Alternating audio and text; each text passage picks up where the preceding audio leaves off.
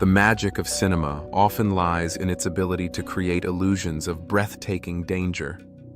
We watch explosions, high-speed chases, and death-defying stunts, safe in the knowledge that it's all make-believe. But sometimes, the illusion shatters. Sometimes, the line between cinematic spectacle and real-world danger disappears, and the result is irreversible tragedy. Behind the glamour of Hollywood lies a hidden history of moments when things went horribly, catastrophically wrong. When the pursuit of the perfect shot led to devastating consequences. Tonight, we pay tribute to the lives that were lost and irrevocably altered by these events. These are the 22 most heartbreaking tragedies to ever happen on a movie set. Twilight Zone, the movie. 1983. We begin with the tragedy that forever changed how Hollywood operates. During the filming of a Vietnam War segment directed by John Landis, a horrific accident occurred that claimed 3 lives. Veteran actor Vic Morrow and 2 child actors, 7-year-old Micah Din Lei and 6-year-old Renee Shin-Yi Chen, were filming a late-night scene involving a low-hovering helicopter and pyrotechnic explosions. The intense heat from a special effects blast damaged the helicopter's tail rotor, causing it to spin out of control. It crashed directly on top of the 3 actors, killing them instantly. The tragedy was compounded by the fact that the children had been hired illegally to circumvent child labor laws.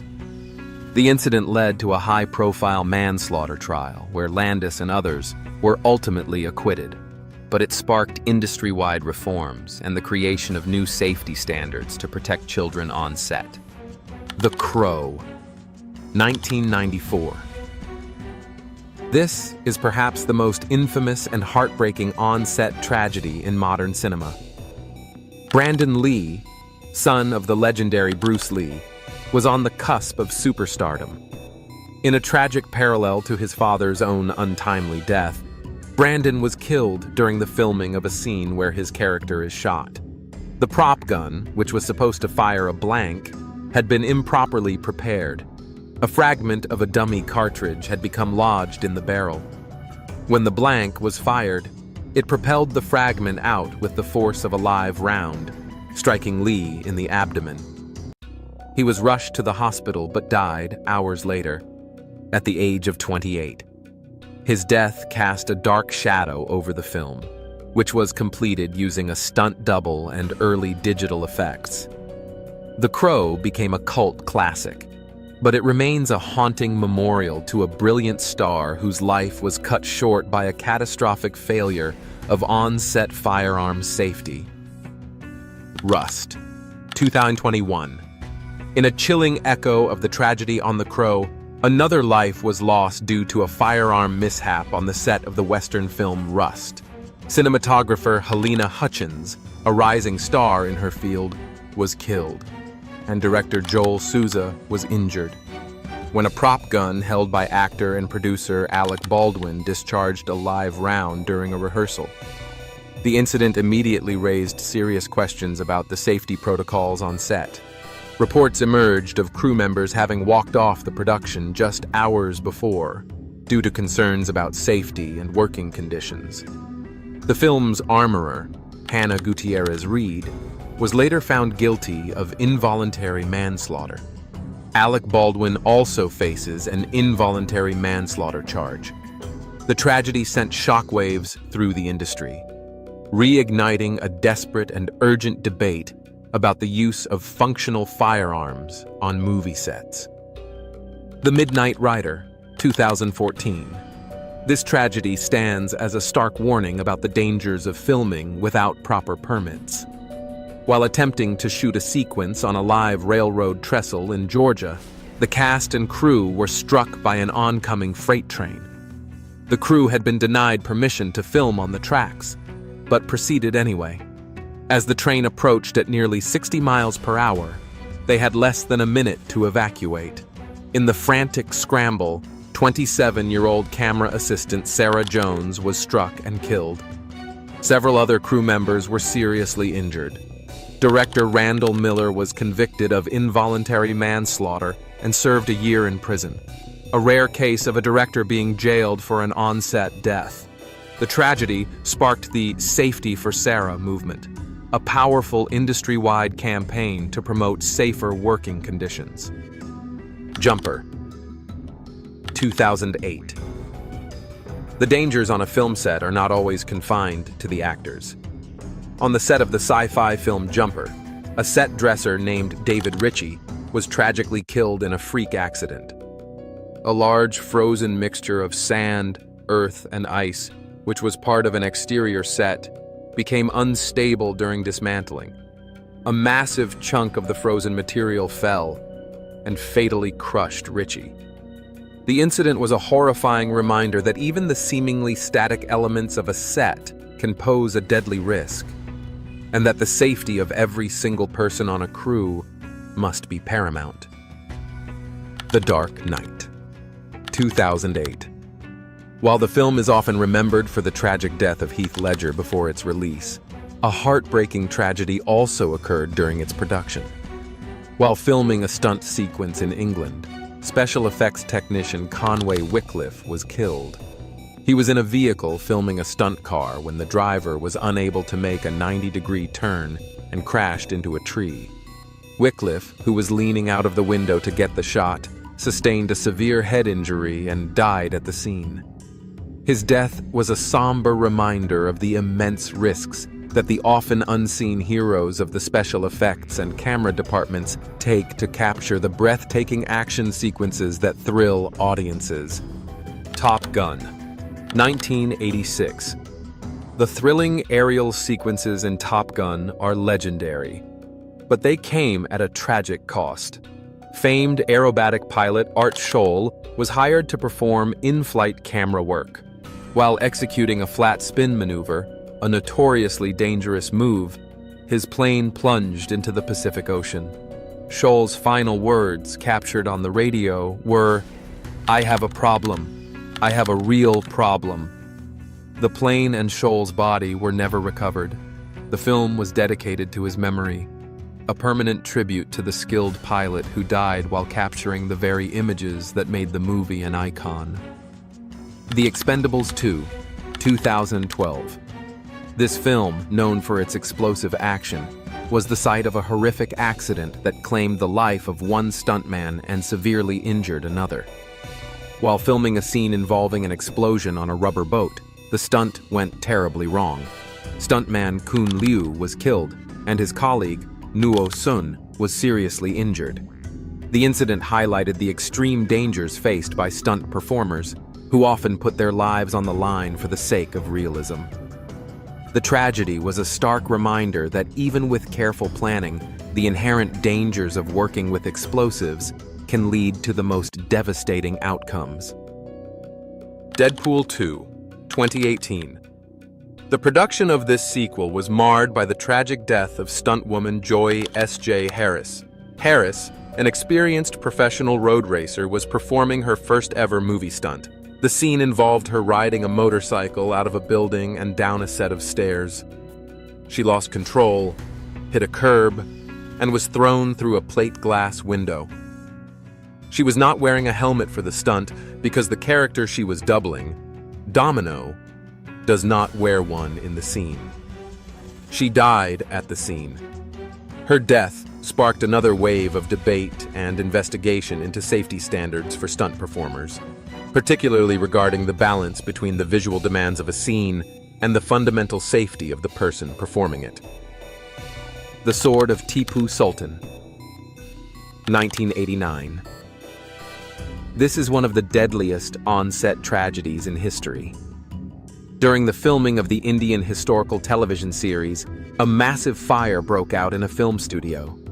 A short circuit is believed to have ignited the set, and with blocked exits and no functioning fire safety equipment, the blaze spread with terrifying speed. The fire claimed the lives of 62 people.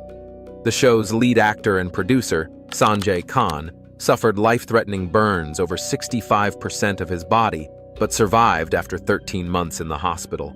The scale of the tragedy was almost unimaginable. a horrific testament to the catastrophic consequences of inadequate safety measures. The Conqueror, 1956. This tragedy was a slow-motion disaster that unfolded over decades. The film, a notorious flop starring John Wayne as Genghis Khan, was filmed in Utah, downwind from a U.S. government nuclear testing site. The cast and crew were exposed to significant radioactive fallout. Of the 220 people who worked on the film, a staggering 91 of them contracted cancer, and 46 died from the disease.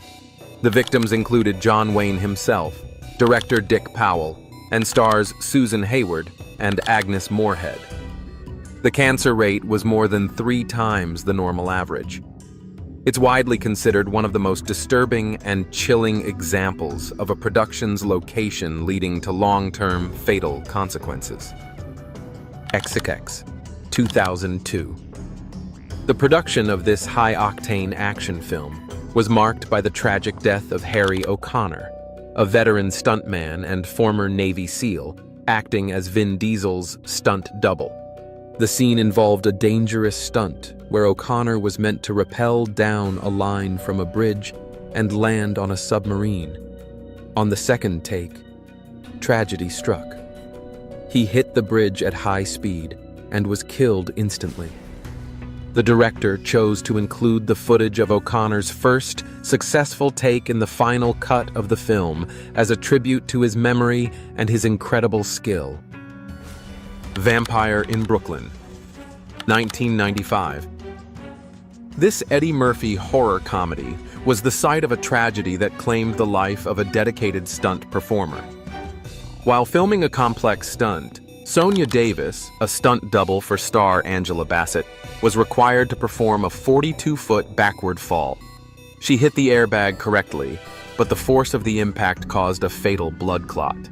She went into a coma and died 2 weeks later.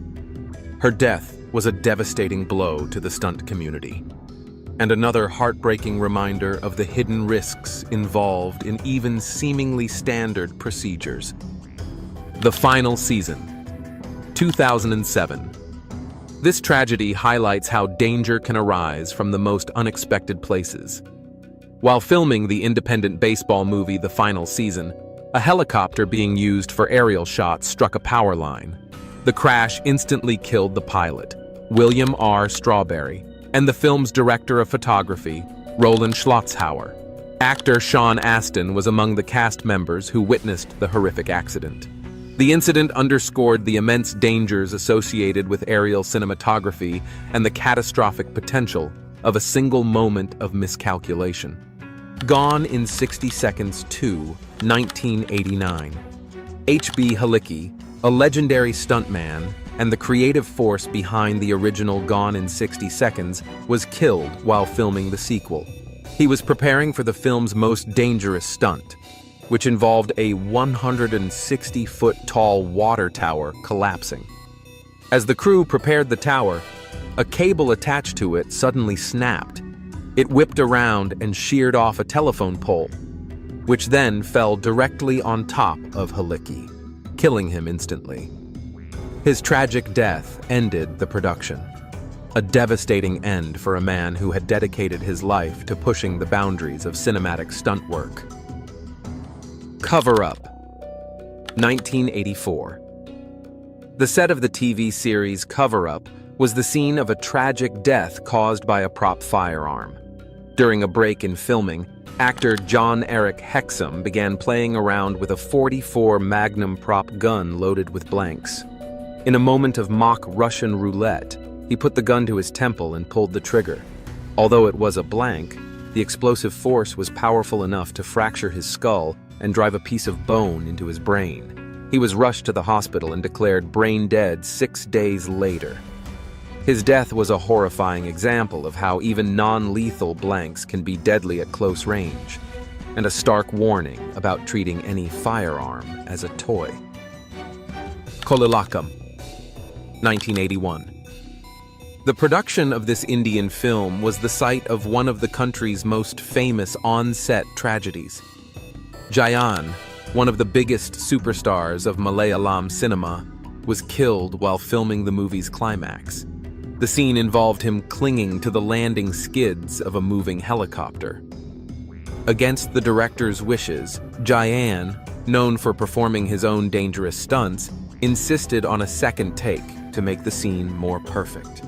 During this second attempt, the helicopter lost its balance, tilted, and crashed, crushing the beloved actor. His death at the peak of his career sent shockwaves across the nation and remains a legendary and heartbreaking story of an artist's fatal pursuit of perfection. Catch-22, 1970. The filming of this classic war satire was marred by a real-life tragedy. Second unit director John Jordan, who had previously lost a leg while filming, was directing an aerial sequence from a B-25 bomber. He refused to wear a safety harness, and as another plane passed underneath, the turbulence sucked him out of the open tail turret of the aircraft. He fell 2,000 feet to his death in the Gulf of Mexico. It was a horrifying accident that underscored the extreme dangers of filming in the open air. The Flight of the Phoenix, 1965. Another tragedy involving a famed aviator occurred during the filming of this survival drama. Paul Mantz, a legendary stunt pilot who had worked in Hollywood for decades, was killed while performing a touch-and-go landing in the desert. The experimental aircraft he was flying, specially built for the film, struck a small hillock, causing it to break apart and crash, killing Mantz instantly. His death was a huge loss for the industry, a pioneer of aerial stunts who died while practicing his craft. They died with their boots on. 1941. This classic Errol Flynn Western contains a tragic and hidden history. During the filming of a climactic battle scene, an extra named Jack Budlong was killed. He fell from his horse onto his own sword, impaling himself. Another actor in the same scene suffered a broken neck from a fall and later died. To make matters worse, a third actor reportedly had a heart attack and died during the same chaotic sequence. The sheer scale of the deaths in one scene highlights the often brutal and unregulated conditions of early Hollywood productions. Noah's Ark, 1928. The silent era was notoriously dangerous, and no film exemplifies this more than the biblical epic Noah's Ark. For the climactic flood scene, director Michael Curtiz ordered an enormous amount of water to be unleashed on the extras without warning. The deluge was so powerful and unexpected that 3 extras reportedly drowned. One had to have his leg amputated, and dozens more suffered broken bones and other serious injuries. The scale of the carnage was so immense that it is credited with helping to usher in the first stunt safety regulations in 1933, a tragic but necessary catalyst for change. The Right Stuff, 1983. The production of this film about the birth of the space program was struck by a devastating accident that killed a stuntman and parachutist. Joseph Svek was performing a high-altitude jump. During the jump, he failed to open his parachute and was killed on impact. It was later discovered that he had likely lost consciousness due to smoke from special effects canisters attached to his suit, which were meant to make his descent visible on camera. It was a heartbreaking end for a skilled professional, a victim of an unforeseen technical issue in the pursuit of a visually stunning shot. The pursuit of cinematic greatness is a noble one, but these stories serve as a somber, essential lesson. They remind us that behind every stunning action sequence and every piece of movie magic, there are real human beings with real lives at stake. These tragedies, born from negligence, bad luck, or the relentless pressure to push boundaries, have forced the industry, often too late, to confront its responsibilities. The safety standards and regulations that exist today were not written in boardrooms. They were written in the blood, sweat, and tears of those who made the ultimate sacrifice for the art of filmmaking. Their stories and their names must never be forgotten.